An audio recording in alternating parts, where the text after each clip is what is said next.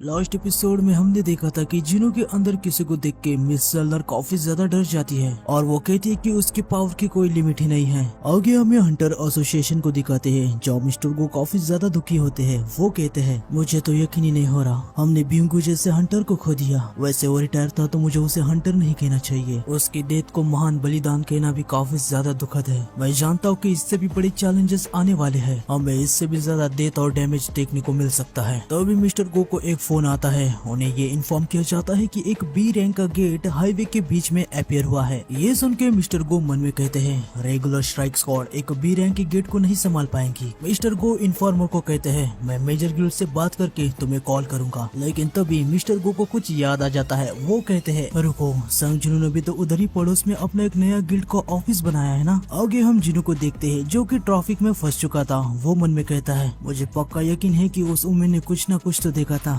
आखिर उसने देखा क्या उसने मेरे सिस्टम की कोई हल्की सी झलक देख ली? आखिर वो किस बात से इतना डर रही थी? मैंने उनके आंखों में डर देखा था। पता नहीं अब इन सब के बाद वो मुझसे मिलेगी भी या नहीं। वैसे आज इतना ट्रैफिक क्यों है, इसलिए मैं सबवे लेना पसंद करता हूँ। तभी जिनो को मिस्टर गो का कॉल आ जाता है। वो कॉल को उठाता है। मिस्टर गो उसे कहते हैं हेलो मिस्टर संग, ये मैं हूँ गोगुने। जिनो उनसे कहता है हेलो सर, क्या मैं आपकी कोई मदद कर सकता हूँ? मिस्टर गो जिनो को बी रैंक के गेट के बारे में बता देते हैं। ये सुन के जिनो कहता है क्या रोड के बीच में एक गेट अपीयर हुआ है तो इसकी वजह से इतनी सारी ट्रैफिक लगी है? आगे मिस्टर गो जिनो से कहते हैं क्या तुम उस बी रैंक के गेट को अकेले संभाल लोगे? जिनो उनसे कहता है क्या मैं बिना परमिट के गेट के अंदर जा सकता हूँ? ये सुन के मिस्टर गो हंसने लगते हैं। वो जिनो से कहते हैं मुझे ये बताओ कि परमिट देने का काम आखिर कौन करता है?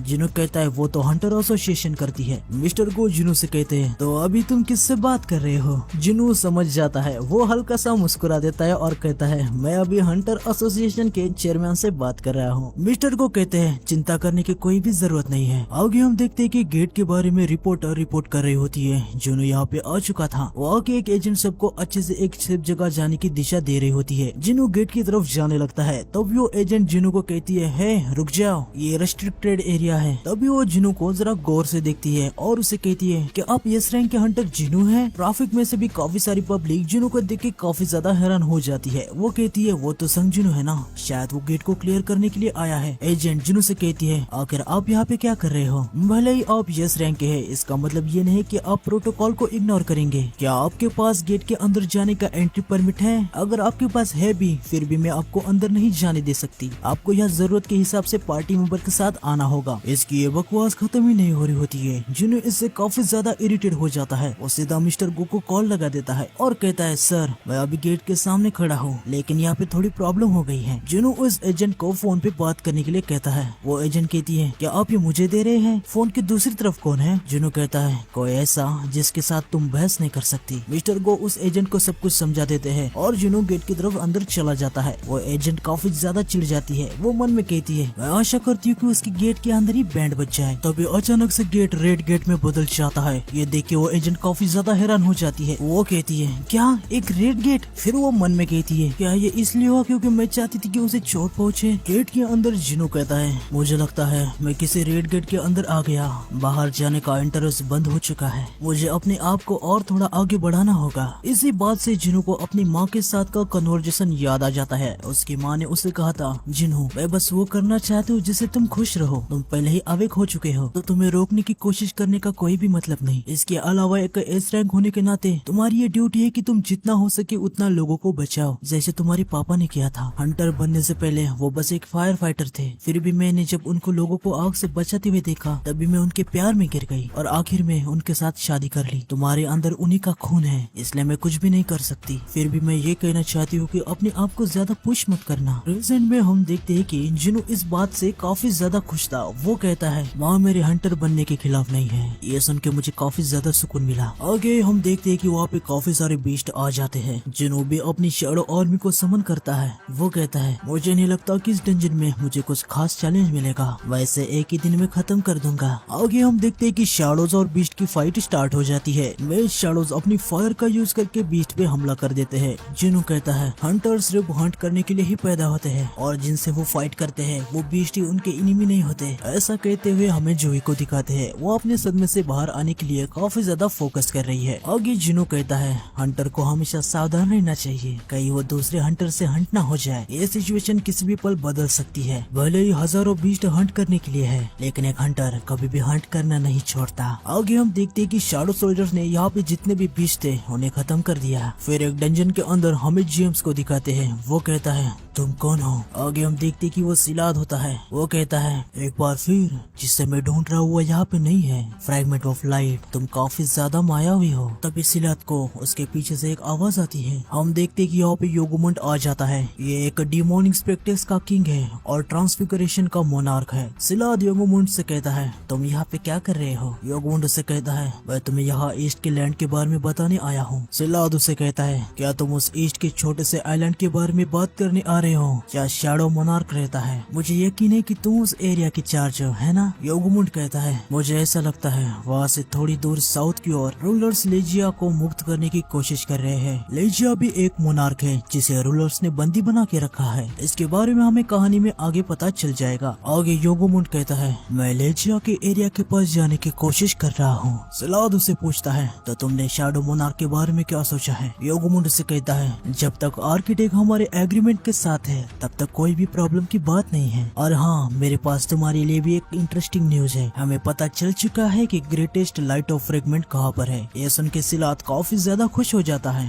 और वो कहता है वाह क्या बात है, मुझे तो यकीन ही नहीं हो रहा कि ये इन्फॉर्मेशन बताने के लिए तुम खुद यहाँ पे आए हो। योगुमुंड उसे कहता है तो इसके बारे में तुम क्या सोचते हो। सिलाद उसे कहता है अगर तुम ये मौका मुझे दे रहे हो तो मैं इसे खुशी से एक्सेप्ट करूंगा, लेकिन इससे ज्यादा इम्पोर्टेंट मुझे ऐसा लगता है कि हमें लालच दिया गया है। आगे हम देखते कि वहाँ पे संगजुन के पापा संगीवान आ जाते हैं। उसे देख के सालिद कहता है उसके जैसे किसी के पास फ्रैगमेंट के ऐसी पावर्स नहीं होनी चाहिए। मुझे शक हो ही रहा था कि इसने अपने ट्रेस को ऐसे पीछे क्यों छोड़ा। ऐसा लगता है वो फिर से हमारे रास्ते में आना चाहता है। संगिलवान कहता है तुमने ईस्ट के तरफ के किसी छोटे से लैंड के बारे में बात की ना, क्या तुम साउथ कोरिया के बारे में बात कर रहे थे। उसे देख के सालिद थोड़ा सा शॉक हो जाता है, शायद ये लोग पहले भी मिल चुके हैं। सिलाद उसे कहता है तो ये तुम हो। पीछे से योगुमुंड सालिद से कहता है फ्रॉस्ट मोनार्क, उस जैसे कमजोर के साथ खेलने के लिए हमारे पास टाइम नहीं है। सालिद संगिलवान से कहता है हमें पकड़ सकते हो तो पकड़ लो। संगिलवान अपने डैगर को निकालता है और इन पे हमला करने के लिए आ जाता है, लेकिन फ्रॉस्ट मोनार्क अपने फ्रॉस्ट से उसके अटैक को ब्लॉक कर देता है। इन दोनों के अटैक की वजह से वहाँ पे काफी बड़ा एक्सप्लोजन हो जाता है। आगे हमें रेड गेट के अंदर दिखाते हैं जब डंजन का बॉस आ जाता है। वो जिनों से कहता है तो तुम हो जो मेरे देशवासियों को दिक्कत दे रहे हो। पहले तो मैं तुम्हारी तारीफ करना चाहूंगा, मैं इम्प्रेस हो गया कि तुम्हारे जैसा कोई यहाँ तक आ पाया और तुम हमारी भाषा भी बोल सकते हो।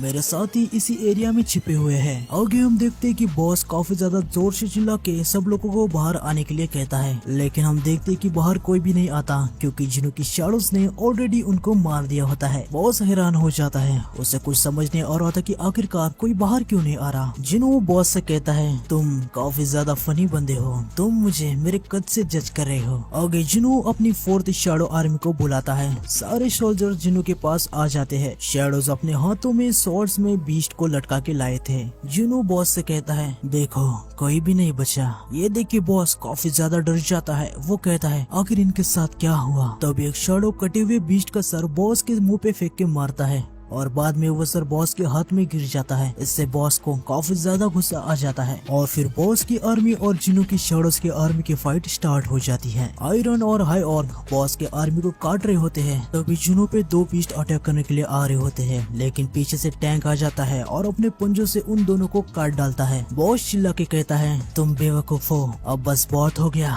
तभी इग्रिस और बेरू बॉस पे अटैक करने के लिए आ जाते हैं। इग्रिस बॉस के पैर को काट डालता है तो बेरू बॉस के हाथ को काट डालता है। बॉस नीचे गिर जाता है। तभी टस्क हिम ऑफ जायंट का यूज करके बॉस जितना बड़ा हो जाता है। आगे वो ग्रेविटी एक्सेलरेशन का यूज करके बॉस को जमीन पे पटक देता है। जिनो बॉस के सामने आ जाता है। बॉस की हालत काफी ज्यादा खराब हो जाती है। जिनो बॉस से कहता है चलो अब मेरे सवाल का जवाब दो, अगर तुम कोऑपरेट करोगे तो मैं ये तुम्हारे लिए जरा कम पेनफुल बनाऊंगा। लेकिन कुछ बात बन नहीं पाती और आगे हम देखते हैं कि जिनो ने बॉस को खत्म कर दिया है। जिनो कहता है आखिर मैं उसके बारे में कुछ भी जान नहीं पाया। गया। इस बार भी सिस्टम बीच में आ गया। कोई बात नहीं, मुझे लगता है कि समय आने पर मुझे इसके बारे में सब कुछ पता चल ही जाएगा। आगे जिनू अपनी इन्वेंटरी से एक की निकालता है जो उसे कर्स रैंडम टूल से मिली थी। आगे हमें थोड़ा सा फ्लैशबैक में दिखाते हैं। जब जिनू 100 लेवल पर पहुंच चुका था तो अब वो इस की के बारे में जान सकता है। फिर हमें इस की के बारे में थोड़ी सी इन्फॉर्मेशन दी जाती है। ये की कार्टिनन टेम्पल की है जो कि टेम्पल के अंदर जाने के लिए यूज होगी। इसका यूज तब होगा जब दिए गए टाइम के बाद गेट की लोकेशन रिवील हो जाएगी। अभी गेट ओपन होने में 417 घंटे 6 मिनट बाकी है। यह सब देखने के बाद जिनू मन में कहता है कार्टिनन टेम्पल की